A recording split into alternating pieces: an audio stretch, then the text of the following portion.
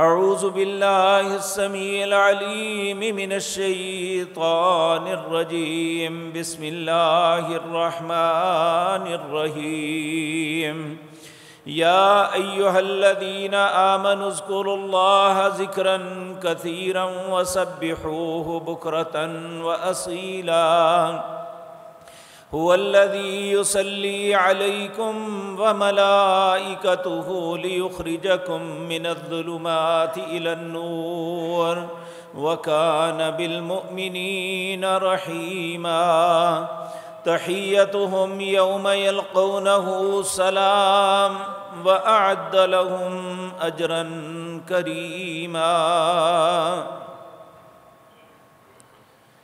حضرات محترم،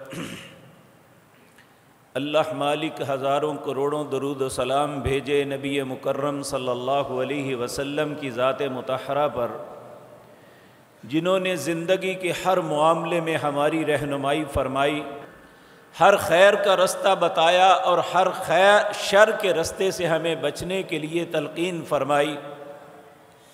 آج کی مجلس میں آپ کے سامنے یہ بات عرض کرنی ہے، ایک مسلمان کے لیے، ایک مومن کے لیے نبی مکرم صلی اللہ علیہ وسلم نے جو آئیڈیل وقت یا آئیڈیل موسم جو ہے جس کا تعین فرمایا، اس موسم اور ان دنوں میں ہم داخل ہو رہے ہیں۔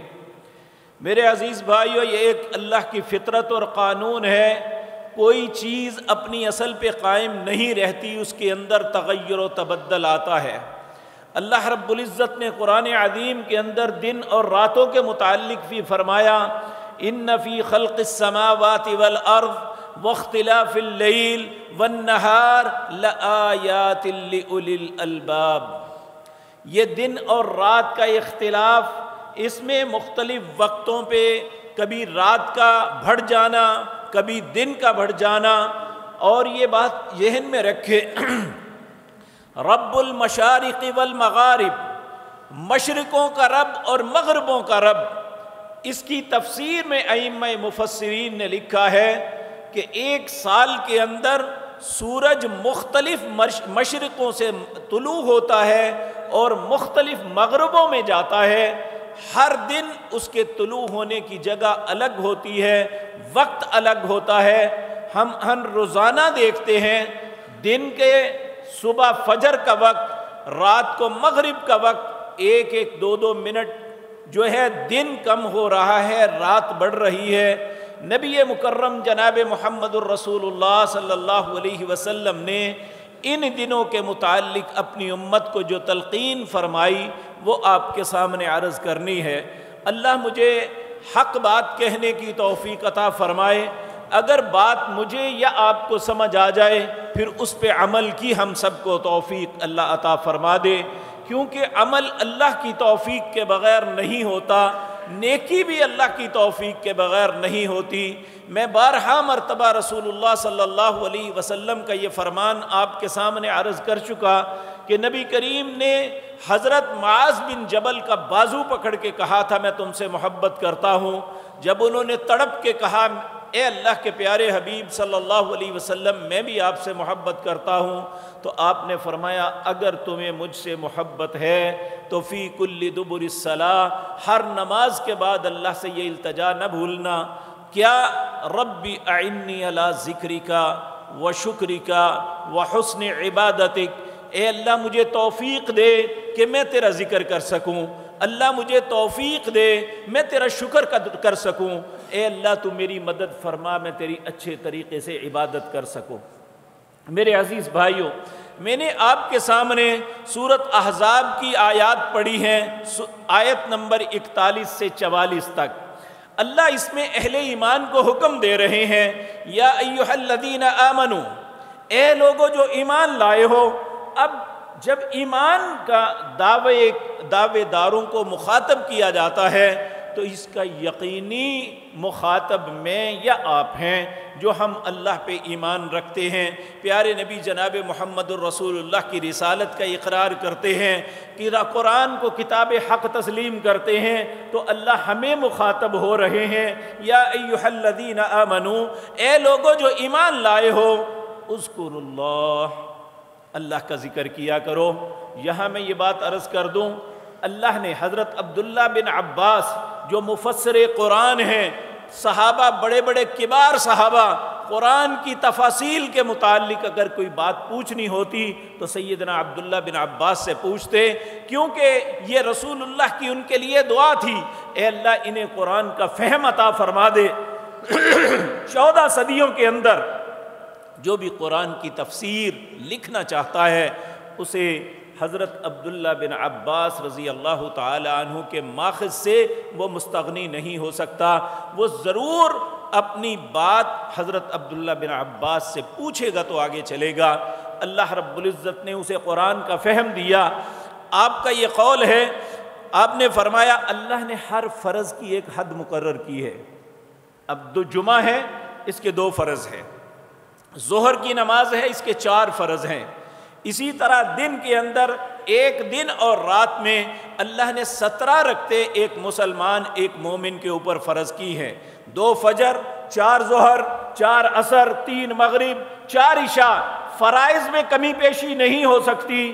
ہاں اگر انسان سفر پہ ہے تو اس وقت اللہ نے اسے قصر کی، کم کرنے کی اجازت دی ہے۔ ایسی نماز جو 4 رکعتوں پہ مبنی ہے انہیں کہا کہ تم 2 رکعتیں پڑھ لو، یعنی فرض کے اندر کمی پیشی نہیں۔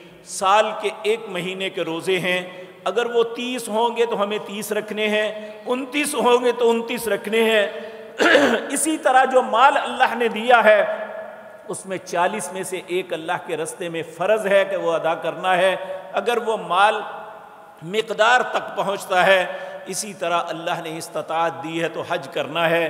لیکن جب کوئی انسان معذور ہوتا ہے، اسے کوئی تکلیف ہو جاتی ہے، اللہ اپنا حکم نرم کر لیتے ہیں۔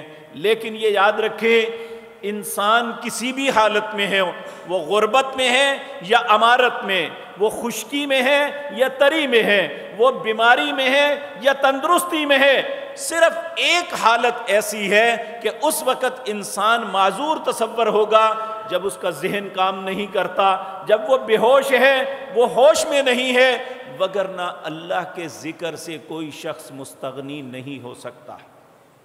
اسے اللہ کا ذکر ہر حالت میں کرنا ہے۔ میرے عزیز بھائیو، نبی کریم صلی اللہ علیہ وسلم نے فرمایا ایک وہ شخص جو اللہ کا ذکر کرنے والا ہے اور ایک وہ شخص جو اللہ کا ذکر نہیں کرتا، اللہ کی نظروں میں ان کی مثال ایسے ہے کہ اللہ کا ذکر کرنے والا ایک زندہ انسان ہے اور اللہ کا نہ ذکر کرنے والا ایک مردار لاشا ہے جو بدبودار ہے، جس سے تعفن آتا ہے۔ اللہ رب العزت کو اس مردار کی لاش سے کوئی غرض نہیں، جس کی زندگی اللہ کے ذکر سے خالی ہے۔ اللہ ہمیں اپنے ذکر کی توفیق عطا فرما دے۔ تو اللہ رب العزت فرماتے ہیں یا ایھا الذین آمنوا، اے لوگو جو ایمان لائے ہو، اذکروا اللہ، اللہ کا ذکر کرو، ذکراً کثیرا، بہت زیادہ ذکر کیا کرو۔ اے اللہ اگر تیرا ذکر کریں گے تو ہمیں کیا ملے گا؟ کیسے تیرا ذکر کب کب کریں؟ اللہ فرماتے ہیں وَسَبِّحُوهُ بُكْرَةً وَأَصِيلًا، صبح اور شام اللہ کا ذکر کیا کرو۔ اگر ایسا کرو گے، کسی انسان کی زندگی اللہ کے ذکر سے عبارت ہے تو اللہ 5 انعام اسے دیتے ہیں۔ سب سے پہلا انعام هُوَ الَّذِي يُصَلِّي عَلَيْكُمْ وَمَلَائِكَتُهُ، اللہ رب العزت اس پہ درود اپنی رحمتیں بھیجیں گے۔ جو اللہ کا ذکر کرنے والا ہے وہ اللہ کی رحمت کا مستحق بن جاتا ہے۔ هُوَ الَّذِي يُصَلِّي عَلَيْكُمْ، اللہ فرماتے ہیں میں اس پہ اپنا درود اپنی رحمتیں بھیجوں گا۔ وَمَلَائِكَتُهُ، اللہ کے فرشتے اس پہ درود بھیجیں گے۔ فرشتوں کی درود سے مراد نبی کریم صلی اللہ علیہ وسلم نے فرمایا ان الملائکۃ تصلی علی احدکم ما دام فی مصلاہ ما لم یحدث، کہ جب فرشتے تم پہ درود بھیجتے ہیں ان کے درود کا طریقہ کیا ہے کہ جب تم اللہ کا ذکر کرتے ہو وہ تمہارے لیے کہتے ہیں اللہم اغفر لہ، اے اللہ اسے بخش دے، اللہم ارحمہ، اے اللہ اس پہ رحم کر۔ لا یزال احدکم فی صلاۃ ما دامت الصلاۃ تحبسہ، جب تک انسان نماز یا اللہ کے ذکر کے لیے رکا رہتا ہے اس وقت تک اللہ کے فرشتے اس کے قریب اس کے لیے یہ دعائیں مانگتے رہتے ہیں۔ آپ اللہ کی توفیق سے اللہ کے گھر میں تشریف لائے، نماز کے انتظار میں ہیں، نماز بھی پڑھ لی، نماز کے بعد بھی جب تک آپ کا وضو قائم رہے گا، اگر آپ بیٹھے رہتے ہیں، اللہ کے ذکر سے آپ کی زبان تر رہتی ہے، تو اس کا نتیجہ کیا ہوگا؟ اللہ کے فرشتے، آپ بظاہر اللہ کی تسبیحات کر رہے ہیں، سبحان اللہ، الحمدللہ، لا الہ الا اللہ، اللہ اکبر، لا حول ولا قوت الا باللہ، کوئی بھی اللہ کا ذکر کر رہے ہیں، سبحان اللہ وبحمدہ، سبحان اللہ العظیم، یہ اتنے خوبصورت کلمے ہیں۔ نبی کریم نے فرمایا کلمتانی حبیبتانی الی الرحمن ثقیلتانی فی المیزان خفیفتان علی اللسان سبحان اللہ وبحمدہ سبحان اللہ العظیم۔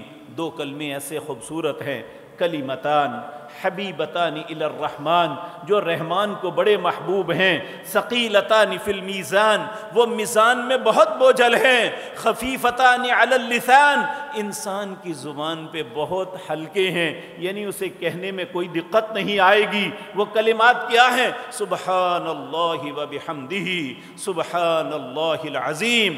اے اللہ تو پاک ہے، تعریف تیرے لیے ہے، اللہ تو پاک ہے، عظمت کے لائق تیری ذات ہے۔ جب انسان ان کلمات کو پڑھتا ہے، فرشتے پاس کھڑے ہوئے یہ کلمات سنتے ہیں اور اس شخص کے لیے دعائیں مانگتے ہیں، اللہم اغفر لہ، اے اللہ اسے معاف کر دے، اللہم ارحمہ، جب تک وہ نماز کے انتظار میں یا نماز کے بعد باوضو اپنی جگہ بیٹھا رہتا ہے، فرشتے اس کے لیے یہ دعائیں مانگتے رہتے ہیں۔ تو میرے بھائیوں، یہ کتنی عظمت والی بات ہے۔ پہلی، اللہ رب العزت اس پہ اپنی رحمتوں کا نزول فرماتے ہیں، دوسرا فرشتے اس کے لیے دعائیں کرتے ہیں، اور تیسرا لیخرجکم من الظلمات الی النور۔ دنیا میں ایک اندھیر نگری ہے، شیطان نے ہر طرف جال پھیلائے ہوئے ہیں، ہر قدم پہ ہمیں پھسلانے کی کوشش کرتا ہے، اور صرف شیطان ہی نہیں، من الجنۃ والناس، جنوں اور انسانوں میں بہت سے شیطان ہیں جو ہمیں رائے رات سے ہٹاتے بھی ہیں اور برے رستے پہ چلنے کی تلقین بھی کرتے ہیں۔ تو اللہ رب العزت اپنے ذکر کرنے والوں کو ان سے محفوظ کر لیتا ہے۔ لیخرجکم من الظلمات الی النور، اگر وہ کسی طرح کسی وقت بھٹک بھی جاتا ہے تو اللہ اس ظلمات سے، ان اندھیروں سے، ان گمراہیوں سے اللہ نکال کے اسے صحیح راہ پہ ڈال دیتا ہے، الی النور، نور کی طرف ڈالتا ہے۔ نور اللہ رب العزت کی صفت ہے، اللہ رب العزت کی عظیم قدرت ہے، اور یہ ہمیشہ خیر کے لیے ہوتی ہے۔ اللہ رب العزت ہمیں اپنے ذکر کی توفیق دے دے۔ دوسرا اللہ کا انعام یہ ہوتا ہے من الظلمات الی النور لیخرجکم من الظلمات الی النور، اللہ اندھیروں سے نکال کے روشنیوں میں لے آتا ہے۔ اور تیسرا انعام وَكَانَ بِالْمُؤْمِنِينَ رَحِيمًا، اللہ ایسے ایمانداروں پہ جن کی زندگی اللہ کے ذکر پہ عبارت ہوتی ہے، ان پہ بڑا ہی رحم کرتے ہیں۔ اللہ ہمیں اپنا ذکر کی توفیق عطا فرمائے۔ اور پھر چوتھا انعام، یہ اتنا خوبصورت ہے، اتنا خوبصورت ہے، کائنات میں اس سے بہتر چیز کوئی نہیں ہے۔ وہ کیا ہے؟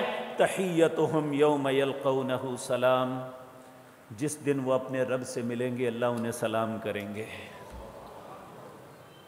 تحیتہم یوم یلقونہ سلام، سورۃ اللہ اکبر یاسین میں بھی آیا، سلام قولا من رب الرحیم، اللہ اہل ایمان کو کہیں گے تمہارا رب رحیم تمہیں سلام کرتا ہے، کیونکہ تم نے اپنی زندگی میرے ذکر میں گزاری، میری فرما برداری میں گزاری، میری نافرمانی سے بچتا رہا۔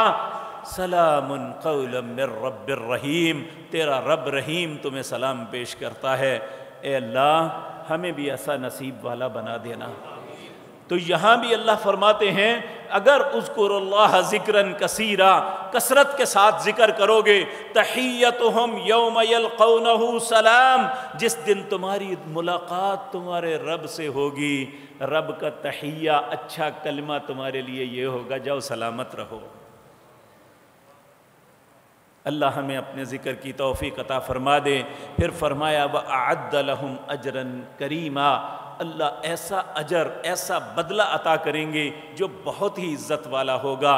اس لیے میرے عزیز بھائیوں، ہم سب کو اللہ سے یہ ہمیشہ فی کل دبر صلاۃ، اپنی ہر نماز کے بعد یہ التجا کرنی چاہیے، ربی اعنی علی ذکرک و شکرک و حسن عبادتک، اے اللہ تو اپنے ذکر کی، اپنے شکر کی اچھے طریقے سے عبادت کی توفیق بخش دینا۔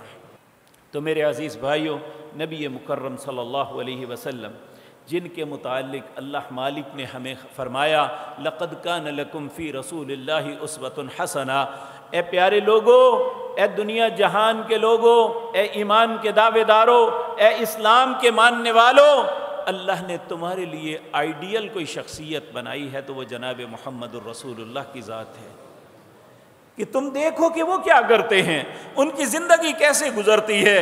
تو سیدہ عائشہ طیبہ طاہرہ ہماری ماں محترمہ فرماتی ہیں ان النبی صلی اللہ علیہ وسلم، بے شک نبی کریم صلی اللہ علیہ وسلم یذکر اللہ علی کل احیانہ، رسول اللہ صلی اللہ علیہ وسلم ہر وقت اللہ کا ذکر کرتے تھے۔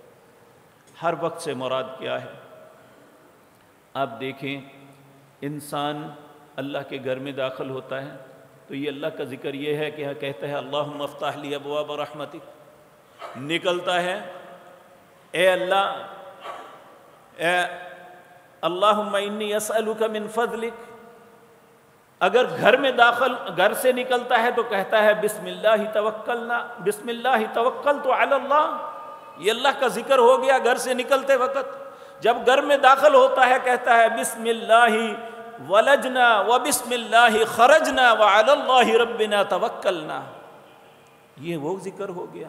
بیت الخلاء میں داخل ہوتا ہے کہتا ہے بسم اللہ اللہم انی اعوذ بک من الخبث والخبائث، وہاں سے فارغ ہوتا ہے کہتا ہے غفرانک الحمدللہ الذی، تمام تعریفیں اس اللہ کے لیے ہیں، عافانی، جس نے مجھے عافیت دی، یعنی جو ایذا مجھے پہنچی تھی، یعنی پیشاب پخانے کی جو اذیت تھی، اللہ نے اس سے مجھے عافیت عطا فرما دی۔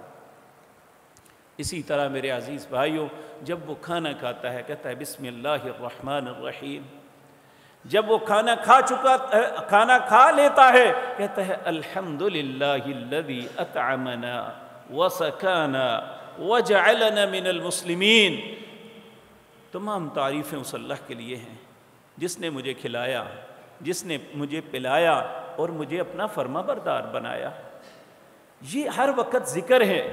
اسی طرح میرے عزیز بھائیوں، انسان خدا نخواستہ اسے کوئی ٹھوکر لگتی ہے تو کہو بسم اللہ، اف نہ کہو، شیطان اس پہ خوش ہوتا ہے، اور کوئی تکلیف آئے، کوئی بات ہو، اللہ کا نام لو، کیونکہ تکلیف لا حول ولا قوت الا باللہ، نیکی اور برائی کو گھیرنے والی ذات صرف اللہ کی ہے۔ یہ نہیں کہ آپ نے اپنی زندگی کے کام چھوڑ دینے ہیں اور صرف ایک جگہ بیٹھ کے کوئی چلا کاٹنا ہے، اس کا مطلب یہ نہیں ہے، اس کے مختلف انداز ہیں۔ ایک دن اور رات کی آپ ایک ٹائم ٹیبل بنا لیں۔ نبی کریم صلی اللہ علیہ وسلم آپ نے فرمایا، ایک شخص آیا آپ کے پاس، اس نے آ کے عرض کی یا رسول اللہ میرے پہ وقت بڑا بھاری ہو گیا ہے، بڑی سختی کے اندر میں ہوں۔ تو آپ نے فرمایا لا یزال لسانک رطبا من ذکر اللہ عز وجل، اپنی زبان کو اللہ کے ذکر سے تر رکھ لے، اللہ تیری ہر مصیبت کو ٹال دے گا، تیری ہر مشکل کو آسان کر دے گا۔ تو اس لیے میرے عزیز بھائیوں کہ اللہ رب العزت نے جمعے کے متعلق فرمایا، اب آپ جمعے کے لیے تشریف لائے ہیں، یہ نہیں کہ جمعے سے فارغ ہوئے اور بالکل فارغ، کہا فَإِذَا قَضَيْتُمُ الصَّلَاةَ، جب تم نماز کو پورا کر لو فَاذْكُرُوا اللَّهَ، پھر اللہ کا ذکر کرو۔ ایک جگہ فرمایا پھر اللہ کا فضل تلاش کرو، اور یہاں کہا فَإِذَا قَضَيْتُمُ الصَّلَاةَ فَاذْكُرُوا اللَّهَ قِيَامًا وَقُعُودًا وَعَلَى جُنُوبِكُمْ، کہ آپ قیام میں بیٹھے اور لیٹے اللہ کا ذکر کرو۔ میرے عزیز بھائیوں، اب سوال یہ پیدا ہوتا ہے یہ کیسے ہوگا؟ نبی کریم صلی اللہ علیہ وسلم نے فرمایا ایک مومن کے لیے آئیڈیل موسم وہ جب سردی شروع ہوتی ہے یا سردیوں کا ہوتا ہے، کیونکہ اس وقت رات جو ہے وہ طویل ہو جاتی ہے اور دن چھوٹا ہو جاتا ہے۔ آپ نے فرمایا اس لیے تمہارے لیے اللہ نے یہ آئیڈیل موسم بنایا ہے کہ دن کو روزہ رکھو۔ اب آپ دیکھیں آج 5 بجنے میں 2 منٹ تھے جب اذان فجر کی ہوئی، یہ روزے کا آغاز ہوا۔ 5:12 یا 13 پہ مغرب کی اذان ہو جانی ہے، اور 12 گھنٹے کوئی وقت نہیں ہے کہ ہم کھائے پیے بغیر نہ رہ سکیں، اور نہ ہی موسم میں اتنی شدت ہے۔ کم از کم ہمیں وہ روزے تو رکھنے چاہیے نا ایسے موسم میں کہ جو نبی کریم صلی اللہ علیہ وسلم ہمیشہ رکھا کرتے تھے، وہ سوموار اور جمعرات کا دن۔ اور یقین جانیے کہ ہمارے ہاں تو اس کا رواج بالکل ہی نہیں، الا ماشاء اللہ کچھ لوگ ہیں جو رکھتے بھی ہیں۔ عرب میں ایسے ہے کہ سوموار کے دن آپ کسی بھی شہر چلے جائیں، صرف مکہ مکرمہ مدینہ منورہ نہیں، کسی بھی شہر میں چلے جائیں آپ کو اکثر لوگ روزے میں نظر آئیں گے۔ اور میرے بھائیوں، یہ نوافل کی اہمیت اتنی ہے، ایک دن ایک صحابی نبی کریم کی خدمت میں حاضر ہوا، اس نے آ کے عرض کیا یا رسول اللہ میں آپ سے محبت کرتا ہوں، لیکن ایک بات پہ ہمیشہ پریشان رہتا ہوں، اور یہ ایک فطرت ہے دنیا میں جو آیا اس نے واپس جانا ہے، آپ بھی اس دنیا سے تشریف لے جائیں گے، میں بھی مر جاؤں گا۔ اے اللہ کے پاک پیغمبر، آپ کی عظمت، عزت اور شرف تو بہت بلند ہے، آپ کو جو جنت میں مقام ملے گا وہ تو بہت بلند ہوگا، اس وقت میں آپ کو دیکھ نہیں سکوں گا، اس بات پہ میں ہمیشہ پریشان رہتا ہوں۔ نبی کریم صلی اللہ علیہ وسلم نے فرمایا کیا چاہتے ہو؟ تو اس نے کہا یا رسول اللہ مجھے دل چاہتا ہے جس طرح آج دنیا میں آپ کا ساتھی ہوں نا، جب دل چاہتا ہے آپ کی خدمت میں حاضر ہو جاتا ہوں، کل قیامت کے دن جنت کے اندر بھی اللہ مجھے آپ کا ساتھ نصیب فرما دے۔ تو نبی کریم صلی اللہ علیہ وسلم نے فرمایا اگر تم یہ چاہتے ہو تو کثرت سجود کے ساتھ میری مدد کرو۔ کثرت سجود سے مراد یعنی نوافل زیادہ پڑھا کرو، اللہ ان نوافل کی ادائیگی یا نوافل کوئی بھی، وہ روزے کا نفل ہو، وہ نماز کا نفل ہو، وہ ذکر کا نفل ہو، وہ اللہ کے راستے میں خرچ کرنے کا نفل ہو، وہ حج یا عمرے کا نفل ہو، کوئی بھی ہے، یہ ایک ایسی چیز ہے جو انسان کو اللہ کے پیغمبر صلی اللہ علیہ وسلم کے قرب کا ذریعہ بنا دیتی ہے۔ سب سے پہلی بات اللہ کے قرب کا ذریعہ بنتا ہے۔ ہم یہ جو فرض پڑھتے ہیں نا، یہ صرف ہماری جان چھوڑنی ہے، اس سے صرف ہم اس قید سے چھوٹیں گے جو جہنم میں ہر انسان کے مقدر میں لکھی ہوئی ہے۔ جب ہم فرائض کو ادا کرتے ہیں تو اس سے بری ہو جاتے ہیں، لیکن یہ بات یاد رکھیں کہ عظمت اور عزت، فضیلت، اللہ کا قرب، یہ اسی انسان کو ملتا ہے جو جتنا زیادہ اللہ کے ذکر میں جو ہے آگے بڑھتا ہے۔ اللہ ہمیں اپنا کثرت کے ساتھ ذکر کی توفیق عطا فرمائے۔ فرائض کے ساتھ ساتھ نوافل کو ادا کرنا یہ اللہ کو بڑا ہی محبوب ہے۔ نبی کریم صلی اللہ علیہ وسلم آپ دیکھیں کتنی اللہ نے فیسلٹیز دی ہیں۔ اب آپ دیکھیں آج 7:15، بعض مساجد میں 7 بجے عشاء کی نماز ہو جاتی ہے، اس وقت سے لے کر 4 بجے تک کتنے گھنٹے بنتے ہیں؟ 7 اور 5 12 اور 4 9 گھنٹے، یہ کم نیند نہیں ہوتی، لیکن بدقسمتی ہماری شہری زندگی میں راتیں جاگتی ہیں، دن سوتے ہیں، اور بعض تو ایسے ہیں اللہ ان پہ رحم فرمائے، وہ ساری رات جاگتے ہیں، جب فجر کا تہجد کا وقت آتا ہے جا کے سو جاتے ہیں۔ یہ بہت بڑی بد نصیبی ہے۔ وقت پہ سونا اور صبح وقت پہ اٹھنا اللہ کو بڑا محبوب ہے۔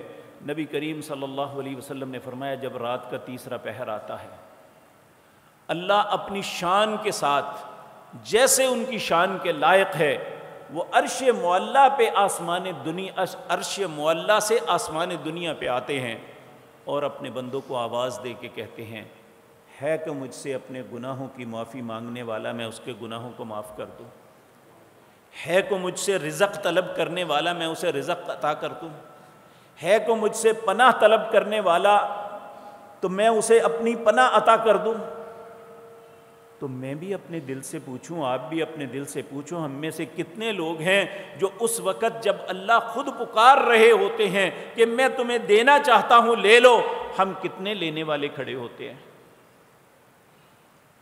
اور خصوصاً ان دنوں نبی کریم صلی اللہ علیہ وسلم نے فرمایا جو شخص فجر کی اذان سے پہلے صرف 2 رکعتیں پڑھ لیتا ہے، 2 رکعتیں، اللہ والذاکرین اللہ کثیرا والذاکرات، کثرت کے ساتھ ذکر کرنے والے مردوں اور عورتوں میں اسے شامل کر لیتا ہے، کیا ہمارے نصیب میں 2 رکعتیں بھی نہیں ہیں؟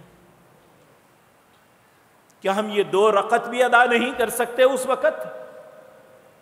دیکھیں ہر آدمی اپنی پریشانیوں کے مداوے کے لیے پوچھتا ہے جی مجھے کوئی وظیفہ بتائیں میں وہ کروں، میں نے اتنے لاکھ دفعہ اتنی ہزار دفعہ فلاں فلاں پڑھا ہے۔ میرے بھائیوں یہ لاکھوں ہزاروں کو چھوڑیں، صرف وہ کام کریں جو رسول اللہ نے کیا تھا، اللہ سارے معاملات کو حل کر دے گا۔ اور اگر کوئی انسان اس کے نصیب میں تہجد ہو جاتی ہے، اللہ نے اس کے متعلق فرمایا وَمِنَ اللَّيْلِ فَتَحَجَّدْ بِهِ نَافِلَةً لَكَ، میں نے تہجد کو تمہارے لیے بنایا، نفل ہے، فرض نہیں ہے۔ بعض لوگ کہتے ہیں جی دیکھیں اگر ہم نے پڑھ لی تو ہمیں ہمیشہ پڑھنی پڑے گی، یہ بالکل غلط ہے۔ بعض لوگ فقط اس لیے تہجد نہیں پڑھتے، بعض اوقات جاگ بھی آ جائے، اگر میں نے پڑھ لی تو میرے لیے ہمیشہ واجب ہو جائے گی، ایسی بات نہیں ہے۔ آپ جب پڑھیں گے اس کا اجر ملے گا، جب نہیں پڑھیں گے اس پہ گناہ کوئی نہیں ہے۔ تو وَمِنَ اللَّيْلِ فَتَحَجَّدْ بِهِ نَافِلَةً لَكَ، ہم نے تمہارے لیے تہجد کو نفل بنایا ہے، اور تہجد کی نماز 8 رکھتے ہیں۔ نبی کریم صلی اللہ علیہ وسلم 2 کر کے پڑھتے، تو اگر تہجد کی نیت ہو تو پھر وتر رات کو چھوڑ دینے چاہیے، وتر تہجد کی نماز کے بعد پڑھنی چاہیے۔ تو اگر انسان تہجد پڑھے گا تو کیا ملے گا؟ کہا وَمِنَ اللَّيْلِ فَتَحَجَّدْ بِهِ نَافِلَةً لَكَ عَسَىٰ أَن يَبْعَثَكَ رَبُّكَ مَقَامًا مَحْمُودًا، اللہ بہت اونچا مقام تمہیں عطا کرے گا۔ پیارے نبی صلی اللہ علیہ وسلم نے ارشاد فرمایا جو شخص تہجد پڑھتا ہے 4 چیزیں اسے اللہ عطا کرتے ہیں۔ نمبر 1، اللہ اس کے گناہوں کو معاف کر دیتے ہیں۔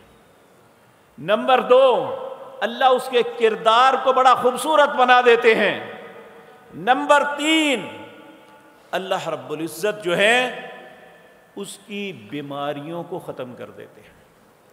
آپ دیکھیں عمومی طور پہ بہت سی بیماریوں میں آج کل لوگ مبتلا ہیں، کوئی شوگر کے مرض میں مبتلا ہے، کوئی ڈپریشن کے مرض میں مبتلا ہے، کوئی اللہ اکبر بے شمار ایسی بیماریاں ہیں جو انسان ہارٹ کی بیماریوں میں مبتلا ہے۔ نبی کریم صلی اللہ علیہ وسلم نے فرمایا اگر تم چاہتے ہو کہ اللہ رب العزت تمہیں ان باتوں سے شفا عطا فرما دے تو پھر یاد رکھیں تہجد کی نماز کو اپنی زندگی کا حصہ بنا لو۔ اور نبی کریم صلی اللہ علیہ وسلم نے فرمایا کہ آپ نے فرمایا الشتاء ربیع المومن طال لیلہ فقامہ وقصر نہارہ فصامہ، کہ اللہ رب العزت نے سردیوں کی راتوں میں مومن کے لیے یہ بڑا آئیڈیل وقت بنایا ہے کہ اس کی راتوں کو لمبا کر دیا تاکہ یہ رات کو قیام کر سکے، اور اس کے دن کو چھوٹا کر دیا تاکہ دن کو انسان روزہ رکھ سکے۔ اور میرے بھائیوں جس کے نصیب میں یہ چیز ہو جائے، اللہ رب العزت سورۃ سجدہ کے اندر فرماتے ہیں تتجافى جنوبهم عن المضاجع يدعون ربهم خوفا وطمعا ومما رزقناهم ينفقون فلا تعلم نفس ما اخفي لهم من قرة اعين جزاء بما كانوا يعملون۔ تتجافى جنوبهم عن المضاجع يدعون ربهم، تو انہیں دیکھے گا کہ وہ اپنے پہلوؤں کے بل جب ہوتے ہیں تب بھی اللہ کا ذکر، یدعون ربهم، اپنے رب کو پکارتے ہیں، خوفا وطمعا، اللہ کے عذابوں سے ڈرتے ہوئے، اللہ کی جنت کی طمع کرتے ہوئے، وَمِمَّا رَزَقْنَاهُمْ يُنْفِقُونَ، جو اللہ نے انہیں دیا ہے اس میں سے خرچ کرتے ہیں، لوگوں کا مال نہیں کھاتے۔ اللہ فرماتے ہیں فَلَا تَعْلَمُ نَفْسٌ مَا أُخْفِيَ لَهُم مِّن قُرَّةِ أَعْيُنٍ، کوئی انسان نہیں جانتا کہ ان لوگوں کے لیے جو ان کی آنکھوں کی ٹھنڈک میں نے تیار کی ہے نا، کوئی جانتا ہی نہیں وہ کیسی ہوگی۔ نبی کریم صلی اللہ علیہ وسلم نے فرمایا ایک مومن آدمی کو جنت کے اندر جو نعمتیں ملیں گی اس کے متعلق 3 لفظ فرمائے، ولا عین رأت ولا اذن سمعت ولا خطر علی قلب بشر، کسی آنکھ نے وہ منظر دیکھا نہیں، کسی کان نے وہ سنا نہیں، کسی دل کے اندر وہ کھٹکا پیدا نہیں ہوا جو اللہ رب العزت نے اہل ایمان کے لیے کیا ہے۔ تو میرے عزیز بھائیو، اس کے بعد فجر کی نماز ہے۔ فرائض کی میں بات نہیں، میں صرف نوافل کی آج بات عرض کروں گا۔ نبی کریم صلی اللہ علیہ وسلم نے فرمایا فجر کی نماز سے پہلے 2 سنتیں ہیں، اور یہ سب سے چھوٹی نماز ہے۔ نبی کریم صلی اللہ علیہ وسلم آپ اس میں 2 انتہائی چھوٹی صورتیں پڑھتے، سورت فاتحہ کے بعد پہلی رکعت میں قل یا ایھا الکافرون، دوسری رکعت میں سورت فاتحہ کے بعد قل ھو اللہ پڑھتے۔ ان 2 رکعتوں کی قیمت کیا ہے؟ نبی کریم صلی اللہ علیہ وسلم نے فرمایا ایک شخص وہ جس کے دنیا وما فیہا کے سارے خزانے عطا کر دیے جائیں، وہ اتنا لینڈ لاٹ، اتنا امیر، اتنا اللہ کی نظروں میں باعزت نہیں ہے جتنا وہ شخص ہے جو فجر کی نماز سے پہلے یہ 2 رکعتیں ادا کر لیتا ہے۔ اللہ مالک ہمیں توفیق دے دے۔ تو میرے بھائیوں، نبی کریم صلی اللہ علیہ وسلم نے فرمایا اللہ رب العزت کو وہ شخص بڑا ہی محبوب ہے جو ناگوار وقت میں اٹھ کے وضو کرتا ہے۔ ناگوار وقت کون سا؟ جب سردی کی شدت ہو، پانی کو ہاتھ لگانے کو دل نہیں چاہتا، اس ناگوار وقت میں وہ وضو کرتا ہے اللہ کی رضا کے لیے۔ تو پھر فرمایا فَلَا تَعْلَمُ نَفْسٌ مَّا أُخْفِيَ لَهُم مِّن قُرَّةِ أَعْيُنٍ، کوئی شخص نہیں جانتا میں نے اس کے لیے کیا تیار کر کے رکھا ہوا ہے۔ میرے عزیز بھائیوں، عمومی طور پہ ہم اپنی لا علمی میں یا بے وقوفی میں بعض اوقات ایسی بات کر جاتے ہیں جو ہمیں نہیں کرنی چاہیے، خصوصاً اللہ کی ذات کے معاملے میں یا پیارے نبی جناب محمد الرسول اللہ نے جو فرمایا اس معاملے میں، یا جنت اور جہنم کے معاملے میں۔ نبی کریم صلی اللہ علیہ وسلم نے فرمایا ایک مرتبہ موسیٰ علیہ السلام نے اللہ سے پوچھا اللہ تو نے جنت کے نعمتوں کا تذکرہ بڑا ہی کیا ہے، اے اللہ تیری جنت میں جو بندہ تیری نظروں میں سب سے زیادہ غریب ہے، جسے آپ نے کچھ نہیں دینا، یعنی آپ کی نظروں میں کہ آپ نے اسے جنت میں بہت کم دیا ہے، اسے آپ کیا دیں گے؟ تو اللہ تبارک و تعالی نے جواب دیا موسیٰ ایک شخص کو میں کہوں گا جاؤ تم بھی جنت میں چلے جاؤ۔ تو انسانی ظرف بہت چھوٹا ہے، اسے اللہ کی وسعتوں کا علم ہی نہیں۔ وہ کہے گا اللہ جنت تو بھر گئی میری لیے کہاں جگہ ہے، یا کہے گا اللہ تو میرے ساتھ مذاق کرتا ہے۔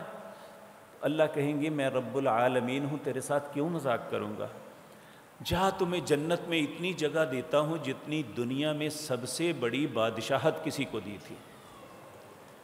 نبی کریم فرماتے ہیں اگر اس وقت موت ہوتی تو اس خوشی کی خبر کو سن کے وہ مر جاتا، وہ بہت ہی خوش ہوگا، جنت کی طرف چلے گا، پیچھے سے آواز آئے گی جا دگنا کر دیا۔ تھوڑا سا آگے جائے گا اللہ فرمائیں گے جا 5 گنا کر دیا۔ جب جنت کے دروازے پہ پہنچے گا اللہ کہے گا جا 10 گنا کر دیا۔ موسیٰ علیہ السلام سے برداشت نہ ہوا، کہنے لگے اللہ یہ سب سے غریب ہے تو امیر کیسا ہوگا؟ تو پھر اللہ نے وہاں وہی لفظ کہے، وہاں میئرمنٹ کر کے نہیں بتائی، کہا ولا عین رأت ولا اذن سمعت ولا خطر علی قلب بشر، کسی آنکھ نے وہ منظر دیکھا نہیں، کسی دل میں وہ کھٹکا پیدا نہیں ہوا، کسی کان نے وہ سنا نہیں جو اللہ نے ایمانداروں کے لیے نعمتیں تیار کی ہوئی ہیں۔ تو اللہ مالک ہم سب کو ذکر کی توفیق بخش دے۔ تو میرے عزیز بھائیوں، اس کے بعد نبی کریم صلی اللہ علیہ وسلم نے فرمایا جو فجر کی نماز پڑھ کے اپنی جگہ بیٹھتا ہے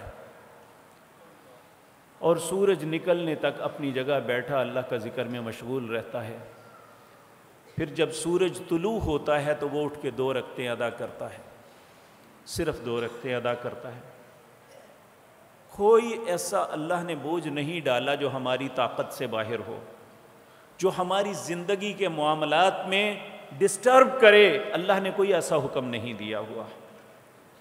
تو جو شخص اس وقت 2 رکعتیں پڑھتا ہے، نبی کریم صلی اللہ علیہ وسلم نے فرمایا اللہ اسے کامل حج اور عمرے کا ثواب دے دیتے ہیں۔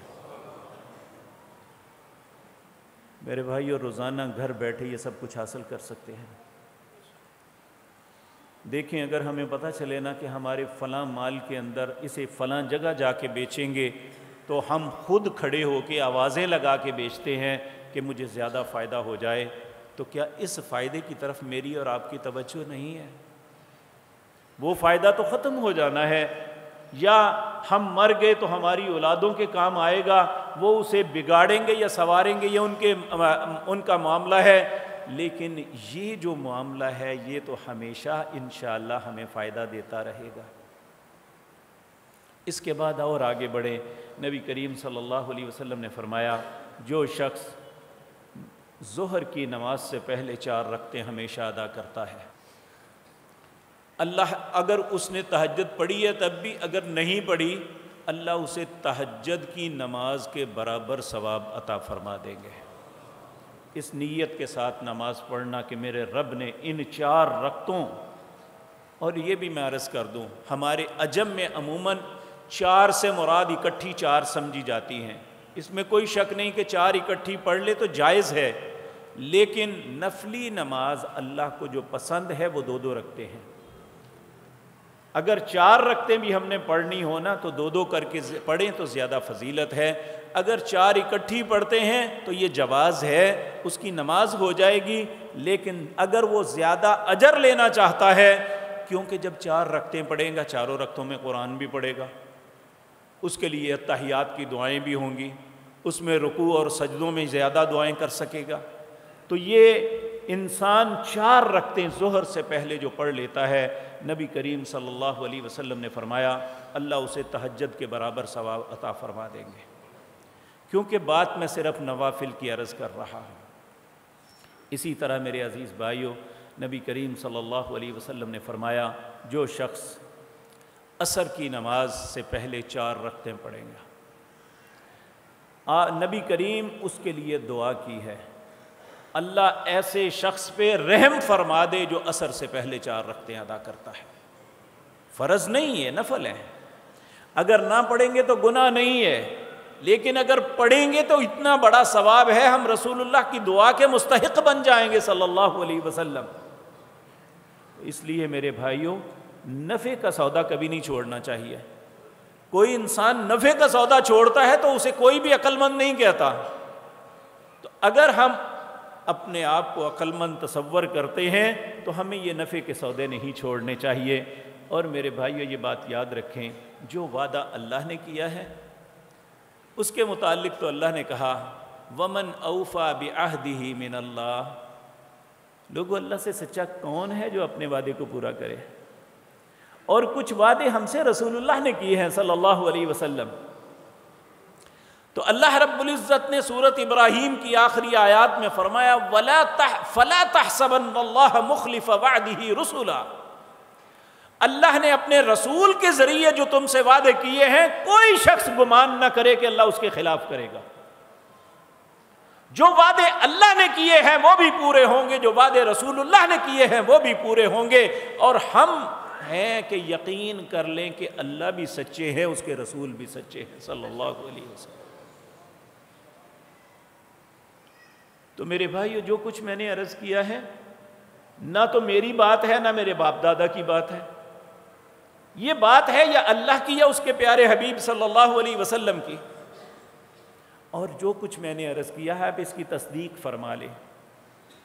اگر یہ واقعتاً اللہ رب العزت نے ایسے وعدے کیے ہیں تو ہمیں اس نفع کے سودے کو اپنانا چاہیے یا نہیں؟ تو پھر آج میں اور آپ اس مجلس میں اپنے دل کے ساتھ عہد کر لیں کہ انشاءاللہ اس وقت کو ضائع نہیں کریں گے جو اللہ نے ہماری زندگی میں ہمیں عطا کیا۔